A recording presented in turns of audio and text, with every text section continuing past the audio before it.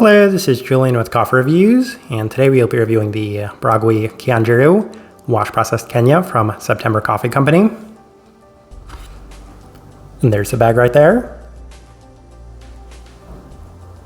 And September, based out of Ottawa, Ontario.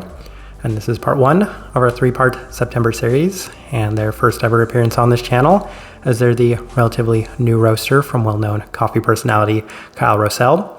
And like with most newer coffee roasters, I did have my ear to the ground waiting on some feedback from you guys when Kyle himself reached out to us about the possibility of reviewing some of September's coffees. And we decided we would purchase and review some of them when we had a slot available. And there were some coffees that Kyle wanted to highlight. So all three of these coffees are suggestions from Kyle himself. So I'm looking forward to discussing them, as this right here is day 46.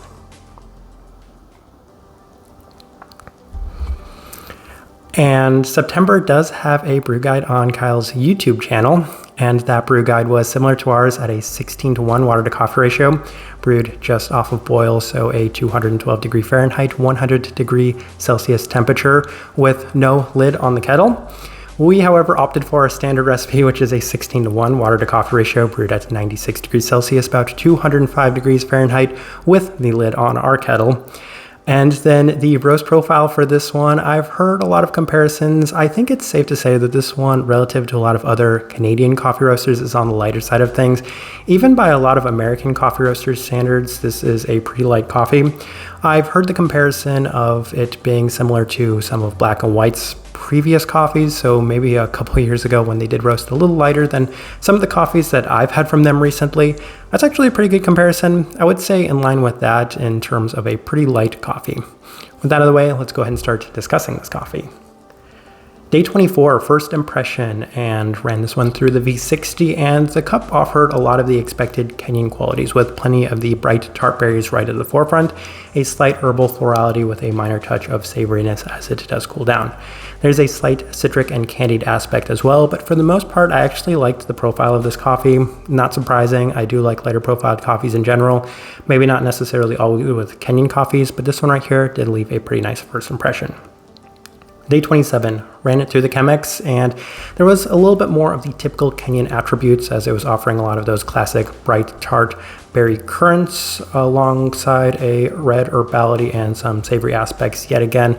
So classic Kenyan forward, a slight candied profile, a slight candied sweetness to the cup as well. So it was offering a lot of the things you might expect from a Kenyan coffee, and there was just a touch more of savoriness through this brew method. So still a positive second impression. We continue on to day 30, where we ran it through the April brewer, and there was nothing particularly unique on this day, as it felt in line with the previous experiences, if maybe a slight bit more florality in this cup. Red forward yet again, with a slight focus on the red berry aspects too, so those two things in significant abundance on this day, not too much to add to that. So we continue on to day 33 and attempted to brew this coffee with September's recipe. And interestingly enough, this is the best the coffee had been up to this point, with plenty of the classic Kenyan bright aspects, as well as plenty of the red berries yet again. Slightly candied yet again too, with a classic Kenyan profile. This coffee was, for the most part, pretty consistent, so you're going to see a lot of consistency among these notes. So another nice day. We continue on to day 36, back through the Chemex with September's recipe this time. And similar to the previous experience, with a very Kenyan forward profile, offering an abundance of brightness and tart berries. Once again, I'm experiencing a fair bit more of the savoriness through this brew method, as there's a slight candied sweetness and an herbality. So it's one of those things where I was trying to decide whether the trade-off was worth it, because it felt slightly more candied through this brew method. However, I was getting a little bit more savoriness to it, so I'm trying to decide which I preferred. And on day 38, we went back to the V60 with our standard recipe, and I did settle on this one, as it felt like this cup was a little bit more clean and candied sweet right off of the finish. It was complemented well by a noticeable amount of the slight herbal aspect that was present within this one from the start. Savoriness did feel toned down, making the cup better rounded for me in general. Day 41, tried the Chemex one more time, and it was at this moment I decided that the V60 was definitely my preferred brew method for this one, as this offered less texture, so I definitely enjoyed the body, which isn't something that's necessarily overly important for me. with the V60, and there was a noticeable amount of tartness in the berries today as opposed to the previous days. So I feel like the V60, interestingly enough, came out a little bit more clean and focused for me. Day 43, final notes we have, and the cup is actually the best it had been up to this point, as it continues to remain extremely consistent, offering a very red forward profile. Berries at the most tart bitter that they've been, complemented by a candied lemon, and still plenty of brightness in the cup, enough of the candied aspects to justify a higher level of sweetness, which we'll be discussing here shortly, in contrast with the very red forward cup. All right, let's go ahead and put up that tasting wheel so you can see what we're getting. And a lot of level 4s. So let's go ahead and start with the cleanliness level 4. Okay, I'll be completely honest, this one is a little generous. It might be on the lower side of level 4, and the main reason for that, as I always say, if you're getting a fair bit of savoriness within the cup, then it's really hard for me to justify Kenyan coffee being at a level 4. But this one right here, I feel like offered enough clarity, and it was in a pretty generous mood when I was making this tasting wheel. So I did opt for a level 4. Probably the lower side of level 4. It could go into level 3. I don't think it would matter that much. Finish, level 4. Classic. It's a Kenyan coffee. I will forever say that if a Kenyan coffee somehow does not reach level 4 for having a long-lasting finish, then there is something very off about that Kenyan coffee. This one right here definitely had plenty of those Kenyan aspects, the brightness, the slight herbality, and of course those tart berries present in abundance. Definitely a fair bit of lasting aspect in that sense. So level 4, yes.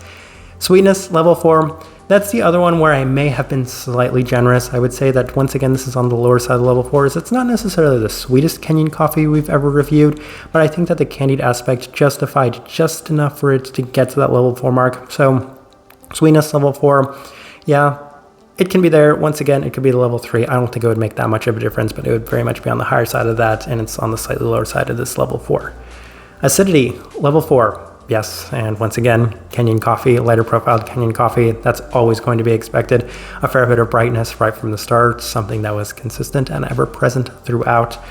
Florality, level 4. Yes, and it's interesting. I don't think that there's any floral note listed on here, but it's got that classic sort of hibiscus component to it. A lot of those red floral aspects that complement the more red forward fruit cup as well. So I think that there was enough of that to justify it being there at that level 4 mark as well. Berry fruit, level 4, yes, first thing noticed. Once again, it's always rare that the berry doesn't reach at least a minimum level 4, especially if it is in significant abundance in the way that this one was. So a fair bit of berry aspects in this one, consistent throughout. And then we have a bunch of level 3s. We will start just kind of continuing with this tasting wheel at the citrus fruit, level 3. I don't think that there's any sort of citric note listed on there. I'm not gonna lie, I forgot. I feel like that they were all kind of red fruit forward flavor notes, so I think red currant, pomegranates, along those lines. But for me, there was a slightly candied lemon aspect to it, which is actually quite good. I feel like it complements the more tart aspects of this coffee pretty well. And that kind of transitions into that caramel being at a level 3. As I always say, that doesn't necessarily insinuate caramel specifically, but at times a more candied aspect of this cup. This one right here did have a nice little candied component to it, and I do kind of want to attribute that to it being roasted by the Diedrich. This is one of the few coffees that are still out there that were roasted by the Diedrich, as from what I understand, September has made the transition on over. So that was nice about this coffee. Probably my favorite part about it being a little bit in that candied sense. Bitterness, level 3, yeah, that's going to be from the citrus and the tart berries, and it was noticeable enough to justify that mark. Savoriness, level 3. I will say it is on the slightly lower side of the level 3, maybe right there at that true level 3 with the Chemex, but with the V60, it was a little bit more clean. And I think I just kind of wanted to demonstrate if the cleanliness is going to be at a level 4, then I must at least play it fair and put the savoriness at level 3. So that was kind of my compromise. I'll put the cleanliness and the sweetness at a level 4, but I will keep the savoriness at level 3. And then last thing, body, level 3. Yes, it's got that classic juicy Kenyan body to it, a fair bit of texture, so that was always going to reach that level 3 mark. Even with the Chemex, I feel like it was probably still justified there. So for the most part, I think that this is a pretty good representation of what I was getting from this coffee. All right, so my overall thoughts and impressions of this coffee. It's no secret that I'm not necessarily the biggest fan of classic Kenyan profiled coffees, and obviously this one being a Kenyan is going to kind of lend itself towards that direction. But I think the biggest compliment I can say about this coffee is it feels like September's been doing this for a very long time. I feel like if you put this Kenyan coffee alongside a lot of other coffee roasters that have been doing this for a while, then I wouldn't be able to tell, and I feel like this coffee would finish either towards the middle or even the higher in that pack when compared to some of the more notable and prominent coffee roasters in the United States and in Canada as well. So that's why I want to say that I feel like this is definitely a very good start, and I always hate when people say that's a good start, but yeah, I feel like this is a very good start for a coffee roaster because this one was above expectations. It had a type of profile I like. It used the type of roaster I liked, and as far as Kenyan coffees go, I feel like this one was definitely above average. It was one that I did enjoy, perhaps a little bit more than the profile itself or the coffee itself would indicate going into it. So credit to September for this one. I think that this was a pretty nice Kenyan coffee compared to what I typically expect for Kenyan coffees. Type of person I would suggest this one to. I actually did purchase the last bag. As soon as I purchased this one, it said sold out, and I knew I was purchasing the last bag from my conversation with Kyle.